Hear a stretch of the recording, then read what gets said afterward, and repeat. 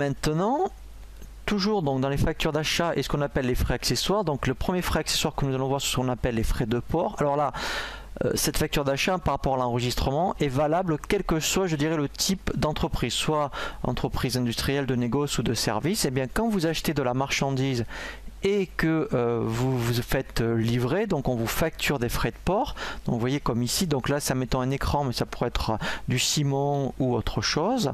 Et bien vous voyez, mettons il y a 10 € de frais de port, vous l'avez commandé par exemple sur internet. Donc nous allons voir comment, eh bien effectivement comptablement, il faut constater ces 10 €. Alors après c'est vrai que en fait ici, en fait, le frais de port, il est soumis à TVA, donc les hors taxes. On aurait pu l'avoir en dessous. Hein, donc là, quand il est en dessous, je vous montrerai sur BP Compta. Effectivement, c'est qu'en fait, il n'est pas soumis à TVA. Donc là, en fait, on va voir comment, effectivement, enregistrer directement une facture d'achat avec frais de port.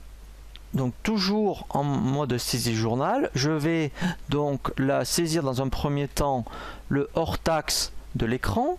Donc là, ça faisait 100 €. Et maintenant je vais enregistrer mes frais de port. Donc là en fait ça va être un compte qu'on appelle 624. Voilà, vous voyez, transport sur achat pour mes 10 €. Et ensuite, eh bien ma TVA déductible. Voilà, donc là qui faisait 22 euros. Je l'ai un peu trop vite peut-être. Voilà. Voilà, alors là il faut faire attention parce que lui il calcule sur 10 €. Donc là en fait c'est sur les 110. Donc là ça faisait 22 €.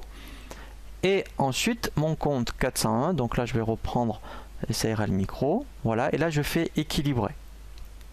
Voilà, donc là en règle générale, hein, lorsque vous avez une facture d'achat avec des frais de port, on constate d'abord la première ligne hors taxe, l'achat. La deuxième ligne, ça va être les frais de port. Et après la TVA qui comprend à la fois l'achat de marchandises plus les frais de port. Et après, vous voyez, vous avez bien le TTC.